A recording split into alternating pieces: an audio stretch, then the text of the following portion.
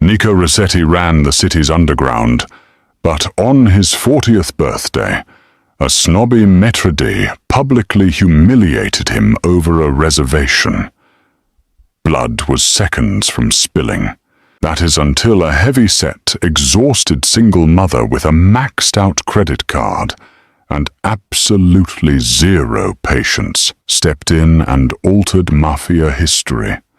The rain in Chicago that Tuesday evening was relentless, the kind of freezing downpour that soaked through the wool of a custom Italian suit in seconds. Nico Rossetti didn't care.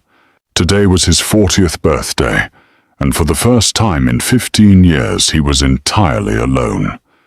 No bodyguards, no sycophants, no lieutenants kissing the ring. He had deliberately slipped away from his own heavily fortified compound in the Gold Coast, craving just 1 hour of absolute silence and a dry-aged ribeye at L'Étoile d'Or, the most exclusive French-American steakhouse in the city. Nico was a ghost to the general public, a name whispered in back rooms and feared in shipping yards but rarely photographed. He didn't look like a mob boss tonight. He just looked like a tired, soaking wet businessman in a charcoal suit, his dark hair plastered to his forehead, his jaw tight with the kind of stress that came from discovering your underboss, a man you trusted like a brother, was skimming from the union accounts. He pushed open the heavy brass-trimmed glass doors of the restaurant. The warm air inside smelled of truffles, expensive perfume, and old money. The chatter of the city's elite filled the dining room. Nico approached the host stand, shaking the water from his broad shoulders. Standing behind the polished mahogany podium was a man who looked like he'd been genetically engineered to look down his nose at people. His gold name tag read, "Alistair, table for one." Nico said his voice, a low, gravelly baritone that usually made men twice Alistair's size drop their gaze. Alistair looked up, his eyes doing a slow, excruciating sweep of Nico's damp suit, noting the lack of a tie, and the rainwater dripping onto the imported Persian rug. "Do you have a reservation, sir?" "No," Nico replied simply. "But I know you keep the corner booth in the back open for VIPs. I'll take that." Alistair offered a smile that was entirely devoid of warmth. "I'm afraid L'Étoile d'Or is fully committed this evening. We are booked out 6 months in advance. I cannot accommodate walk-ins. Especially..." Alistair's eyes flicked down to Nico's wet leather shoes. "Those who do not meet our strictly enforced dress code." Nico's jaw muscles feathered. The men in his organization knew that specific twitch. It was the warning tremor before a devastating earthquake. "It's my birthday," Nico said, keeping his voice dangerously quiet. "I want a steak. I'm willing to pay triple the menu price for the table. Don't make this difficult." "Sir," Alistair said, his voice rising a fraction to draw the attention of nearby diners, a calculated move to embarrass the intruder. "You cannot buy your way into this establishment. I'm going to have to ask you to leave before I call security." Nico's hands slowly balled into fists. He calculated the distance across the podium. It would take less than 2 seconds to drag Alistair over the mahogany and teach him exactly who he was talking to. The violent impulse was a rising tide in his chest. "Excuse me." The voice came from behind Nico. It wasn't the silky, breathless voice of the socialites that usually populated the restaurant. It was firm, slightly winded, and entirely unapologetic. Nico turned. Standing there was a woman shaking out a bright yellow umbrella. She was fat, a large, broad-hipped woman, with a soft, round face, thick thighs, and a generous belly that pushed against the fabric of her damp floral wrap dress. She wasn't trying to hide her size. She occupied her space with a grounded, exhausted dignity. Beside her, clutching her hand, was a little boy of about 6, wearing a slightly too large suit jacket and a clip-on bow tie. "I have a reservation," she said, stepping up to the podium. She dumped her heavy, worn leather purse onto the pristine mahogany. "Emma Collins. Table for 2. And quite frankly, my feet are killing me, so I'd love to sit down." Alistair blinked his disdain, now pivoting to Emma. He took in her wet hair, her cheap dress, and her heavy frame with a poorly concealed grimace. He checked his tablet. "Ah, yes, Ms. Collins, the anniversary promotion winner." "That's right," Emma said, her hazel eyes flashing with a sharp, protective instinct as she pulled her son a little closer. She had saved for months, entered a local radio contest, and fought tooth and nail to give her son Noah a fancy dinner for his own birthday. "And this gentleman is with us." Nico froze. He stared at her, genuinely bewildered. Emma looked at Nico, giving him a swift, assessing once-over. She saw a wet, miserable-looking man being bullied by a snob on his birthday. Emma knew what it felt like to be looked down on. She'd spent her whole life being judged by salespeople, waiters, and managers who thought her weight made her invisible or unworthy of basic respect. "Uncle Dom, right," Emma said smoothly, though a slight flush crept up her thick neck. She reached out and wrapped her warm, plump hand around his rigid forearm. Her grip was surprisingly strong. "I told you we were running late. Come on, we're starving." Alistair looked appalled. "Ms. Collins, your reservation is strictly for 2. "Then bring an extra chair," Emma snapped, leaning over the podium. Her sheer physical presence forced the manager to lean back. "He's family. It's his birthday. And if you try to turn my uncle away into the freezing rain, I will call the local news station and tell them exactly how L'Etoile d'Or treats single mothers who won their charity contest. I'm sure that will look fantastic on your Yelp page." Alistair turned a spectacular shade of puce. He looked at Emma, heavy-set, fierce, and entirely immovable. He looked at Nico, tall, dark, and radiating silent menace. "Right this way," Alistair choked out. Emma smiled a wide, genuine beam that transformed her face, making her look strikingly beautiful. "Thank you so much. Come on, Uncle Dom." She practically towed the most dangerous man in Chicago into the dining room. They were seated at a cramped table near the kitchen doors, a petty final insult from Alistair.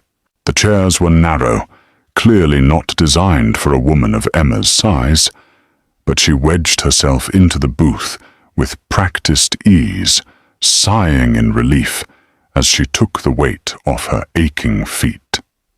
Noah scrambled in beside her, his eyes wide as he took in the crystal chandeliers.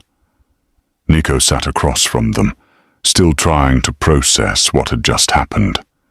Nico Rossetti, who commanded an army of hitmen, had just been rescued by a plus-size baker in a wet floral dress. "I don't know who you are," Nico said softly, leaning forward. "But you didn't have to do that." Emma waved a dismissive hand, reaching for the bread basket. "Please. Guys like that thrive on making people feel small. I deal with it all the time. People look at a fat woman in a cheap dress and assume they can walk all over me. I wasn't about to let him do it to you, especially on your birthday." She broke off a piece of a baguette and handed it to her son. "I'm B. This is Noah." He's 6 today. We share a birthday, Nico murmured, looking at the boy. Happy birthday, Noah. Thank you, mister, Noah said shyly. Mummy said we get to eat fire today. Emma laughed, a rich, full-bellied sound that Nico realized he hadn't heard in years. The women in his world, the Mafia wives, the mistresses were surgically altered, starving themselves, communicating in sharp whispers and calculating smiles. Emma was loud, soft, and overwhelmingly real. Crêpe Suzette, sweetie, she corrected her son. They light it on fire at the table. She looked back at Nico. So, Uncle Dom, I assume you're not actually an uncle to anyone in this zip code. What do you do? You look like a banker who just lost a very large bet. Something like that, Nico said. I'm in waste management and importing. My name is Nico. Well, Nico, order whatever you want. I know it's a promotion, but I saved up a little extra for the tip and drinks. Consider it a birthday gift from a stranger. Nico felt a strange, tight sensation in his chest. This woman who clearly didn't have 2 dimes to rub together was offering to buy him dinner. He pulled his leather wallet from his jacket. B, I appreciate the rescue, but I'm paying for this entire table. Whatever you want. The most expensive steak, the lobster, the flaming desserts. It's on me. B's eyes narrowed slightly, a spark of stubborn pride lighting up. She leaned forward, her heavy chest resting against the table edge. Listen, Nico, I appreciate the offer, I really do. But I brought my son here to celebrate, and I am paying our way. I'm a big girl. I carry my own weight in every sense of the word. You buy your steak, I'll buy our chicken, and we can just enjoy the company. Nico stared at her. Nobody told him no. Nobody. But looking into her resolute hazel eyes, he found himself nodding a rare, genuine smirk, tugging at the corner of his mouth. Fair enough, B. Fair enough. The dinner was a revelation. Nico, usually hyper-vigilant and paranoid, found himself relaxing. B talked about her job managing a chaotic wholesale bakery in the South Side, her struggles with her ex-husband, who had skipped town, and her unabashed love for reality television. She ate heartily, not picking at her food like the women he knew, but enjoying every buttery bite of her meal with vocal appreciation. Nico found himself utterly captivated by the way she moved, the way her soft flesh settled, as she laughed the fierce, unconditional love she showered on her son. But as the plates were cleared for dessert, the illusion of safety shattered. Nico's instincts, honed by decades of street survival, suddenly flared. He glanced over B's shoulder. A man had just entered the dining room. He wasn't wearing a suit. He was wearing a heavy leather jacket, and his hand was tucked casually inside it. Nico recognized him instantly. It was Tommy the Hatchet, Viti, a known enforcer for Carmine Russo, the very underboss, Nico, suspected of stealing from him. Nico's blood ran cold.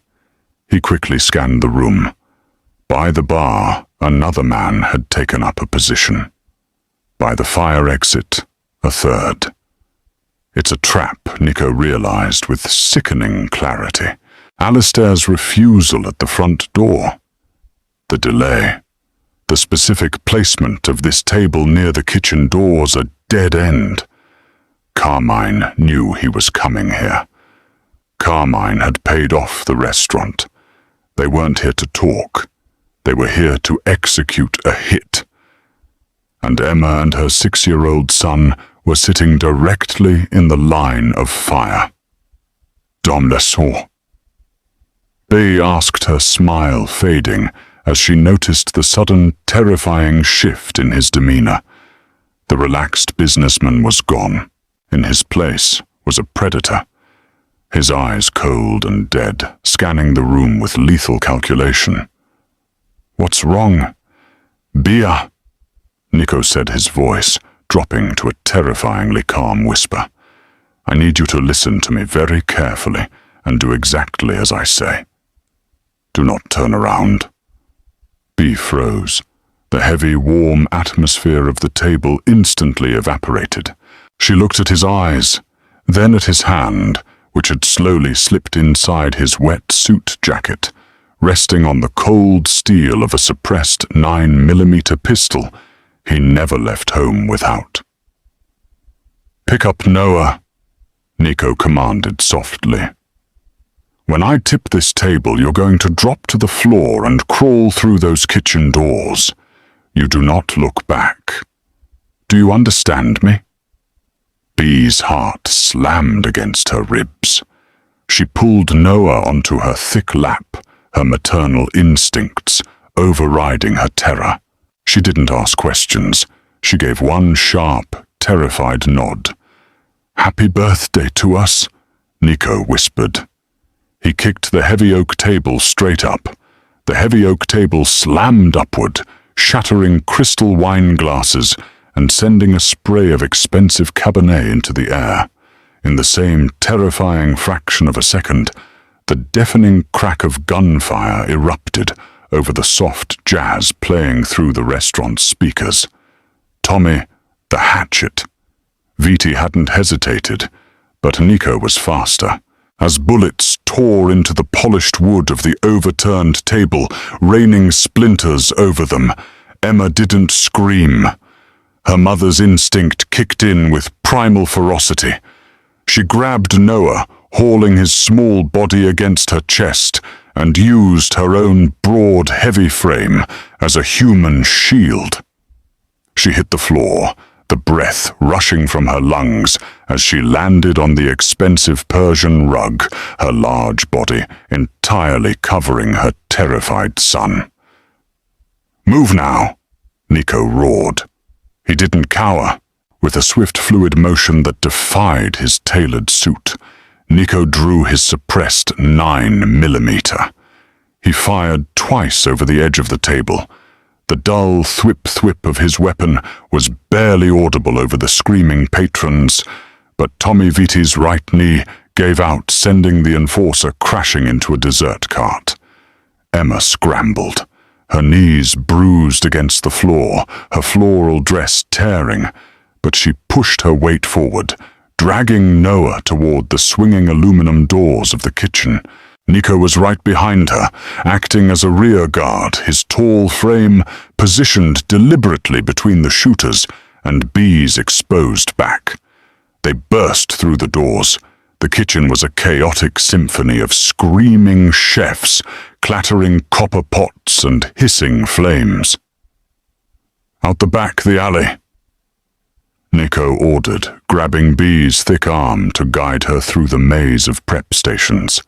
Suddenly, a man dressed in a white sous chef uniform stepped out from behind the walk-in freezer. He wasn't holding a knife, he was holding a snub-nosed revolver. Before the fake chef could raise his arm, Nico lunged.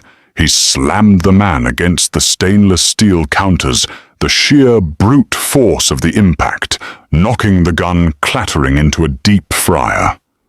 Nico struck him once across the jaw with the butt of his pistol, dropping the man instantly. "Keep moving, Bea." Nico barked, his chest heaving. Bey pushed open the heavy steel emergency exit, and the three of them tumbled out into the freezing, torrential Chicago rain. The alley smelled of rotting vegetables and wet asphalt. Nico didn't stop to let them catch their breath. He ushered them down the dark corridor, his eyes scanning the shadows until they reached a sleek, black Lincoln Navigator, idling 2 streets over a backup vehicle he always kept, stationed precisely for worst-case scenarios. He shoved them into the back seat, climbed into the driver's side, and punched the ignition. The heavy SUV roared to life, tearing away from the curb, just as two armed men burst out of the alleyway behind them. For 10 minutes, the only sound in the car was the furious beating of the windshield wipers and Noah's soft, muffled sobbing into his mother's wet dress. Emma held him tight, her wide chest rising and falling in ragged, panicked breaths. She looked at the back of Nico's head, the way his knuckles were white on the steering wheel, the casual way his pistol rested on the passenger seat. "Who are you?" Bea finally asked. Her voice shook, but there was a fierce, demanding edge to it. "Nico, I want the truth. Right now." Nico pulled the SUV into an underground parking garage of a luxury high-rise in the South Loop, cutting the engine. The silence that followed was suffocating. He turned in his seat, the dim garage lights casting harsh shadows over his sharp Italian features. He looked at Emma. She was drenched, her hair plastered to her cheeks, her makeup running, and her cheap dress ruined. Yet holding her child, fiercely demanding answers from a man who had just shot someone, she looked like an absolute queen. "My name is Nico Rossetti," he said, quietly, offering no excuses, no softening of the blow. "I run the Rossetti crime family. The men in that restaurant were sent by my underboss, Carmine Russo. He's making a play for my seat." Bea's hazel eyes widened, but she didn't shrink back. "The Mafia. I offered to buy a chicken dinner for a Mafia boss." "You saved a Mafia boss from making a scene that would have gotten him killed before he even sat down," Nico corrected softly. "But there's something else, Bea. Carmine didn't just guess I'd be there. I go to L'Etoile d'Or every year on my birthday. Carmine paid off the manager Alistair to refuse me my private room so I'd be out in the open." "But what does that have to do with me?" Bea asked, her grip on Noah tightening. "Why were we placed at that specific table near the kitchen? Alistair did that on purpose." Nico's expression darkened. "What is your ex-husband's name?" Bea blinked, thrown by the question. Greg Miller. Why Greg Miller?" Nico repeated the puzzle pieces, clicking together with sickening clarity. A mid-level degenerate gambler who skipped town 3 months ago. Am I right? "Yes," she whispered. "He owes Carmine Russo $60,000. Nico explained, his voice laced with disgust. "Carmine is a sadist. He couldn't find Greg, so he looked for his family. Carmine owns the local radio station that ran that anniversary contest. You didn't win, Bea. Carmine arranged for you to be given that reservation. He placed you at that table, directly in the line of fire to punish Greg. You and Noah were supposed to be collateral damage in my assassination." The reality of the twisted, sick game washed over Emma. Her face crumpled, not with fear, but with a sudden, towering rage. The years of struggling, of working double shifts at the bakery to pay off Greg's hidden debts, of trying to give her son one perfect birthday, all of it manipulated by a monster in a suit. Tears pricked her eyes, but she furiously wiped them away with the back of her plump hand. "He used my son's birthday. He used us." Nico watched the tears mix with the rainwater on her soft cheeks. He felt a sudden violent protectiveness that terrified him.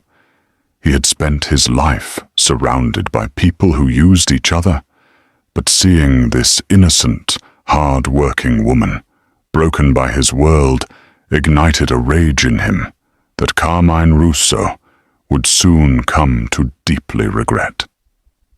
Nico reached over the console. His large, calloused hand gently cupped her soft, round cheek. He felt the warmth of her skin, the solid, real weight of her. "I am going to fix this," Nico promised, his voice a low, lethal vow. "Carmine Russo will never breathe another word. Your ex-husband's debt is erased, and nobody will ever use you or your son again. I swear it on my life." For the next 3 days, Emma and Noah were sequestered in Nico's fortified penthouse overlooking Lake Michigan. They were guarded by 2 massive silent men named Arthur Gable and Paulie Walnuts Gatto, who surprisingly spent most of their time playing Mario Kart with Noah and eating the homemade chocolate chip cookies Bee baked in the commercial-grade kitchen just to calm her nerves. Nico was entirely absent. He was out in the city conducting a violent, systematic cleansing of his organization. The news reported a sudden, sharp uptick in gang-related incidents. Carmine Russo was found locked in the trunk of his own Mercedes at the bottom of the Chicago River. Tommy Viti vanished without a trace. The corrupt maître d'Alistair was abruptly fired, his reputation destroyed overnight after an anonymous tip exposed his illegal kickbacks, leaving him unemployable in the city. By the 4th morning, the storm had passed. Nico returned to the penthouse just as the sun was rising. He looked exhausted. His suit rumpled a dark bruise swelling on his cheekbone. Emma was awake, sitting at the massive granite island in her oversized sweatpants and a worn-out t-shirt, nursing a cup of coffee. She looked up as he entered. She didn't ask questions. She simply stood up, her heavy thighs brushing against the counter, poured a second mug of black coffee, and slid it across the marble to him. Nico looked at the mug, then at her. He had a penthouse worth $10 million millions in offshore accounts and an army at his disposal. But right now, standing in front of this magnificent plus-size woman who grounded him like a ship's anchor, he felt like he had nothing at all unless he had her. "It's over," Nico said, his voice raspy. "Carmine is gone. His loyalists are dealt with. You and Noah are completely safe. I've set up a trust fund for Noah. It will cover his college, his living expenses, everything. And Greg's debt is wiped clean." Bea crossed her thick arms over her chest. "I didn't ask for your money, Nico." "I know," he said, taking a step closer. "That's exactly why I want to give it to you. You're the only person in 15 years who has looked at me and seen a man, not a bank or a bullet. You're a criminal," she said, stating a plain fact. "A dangerous one." "I am," Nico agreed, unflinching. "And you are a baker from the South Side who stood down a snob to buy a stranger a meal. We don't make sense, Bea. My world is dark and cold and paranoid. But you—" He reached out his fingers, lightly tracing the soft curve of her waist, entirely unbothered by her size. In fact, he reveled in it. She felt safe. She felt like home. "You are warm. You are real. I don't want to drag you into my darkness. I want to step into your light." Bea's breath hitched. "Nico, I'm a fat, exhausted single mother. I have stretch marks and a negative bank balance. I'm not some Mafia princess." Nico smiled, a rare, breathtaking expression that wiped yours from his face. He pulled her against his chest, her soft, generous belly pressed intimately against his hard torso.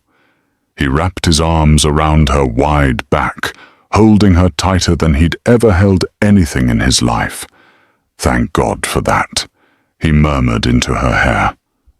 I'm done with princesses. I want a queen who knows how to flip a table. 6 months later, the South Side Sweetery was barely recognizable. The crumbling brick facade had been perfectly restored. The old broken ovens had been replaced with state-of-the-art European baking equipment. The crippling business loans were a thing of the past. Emma stood behind the counter, in a flour-dusted apron, her cheeks flushed with the heat of the kitchen, laughing as she handed a loyal customer a box of fresh cannolis. She hadn't lost a single pound, and she hadn't lost her fierce, unapologetic spirit. The bell above the door jingled. Nico walked in. He wasn't wearing a dark, intimidating suit today. He wore a simple pair of dark jeans and a cashmere sweater. He looked relaxed, healthy, and happy. Behind him, Arthur Gable was carrying a giggling Noah on his shoulders, the boy proudly wearing a junior baker's hat. Nico leaned over the glass pastry case, his eyes entirely focused on the beautiful heavyset woman who had saved his life. He didn't care about the flour on her face or the chaotic noise of the bakery. "Table for 3?" Nico asked, a playful glint in his dark eyes. Emma wiped her plump hands on her apron, leaning over the counter to pull him in for a deep, flour-dusting kiss. "Only if you have a reservation, Mr. Rossetti." "For the rest of my life, Bay," he whispered against her lips. "For the rest of my life."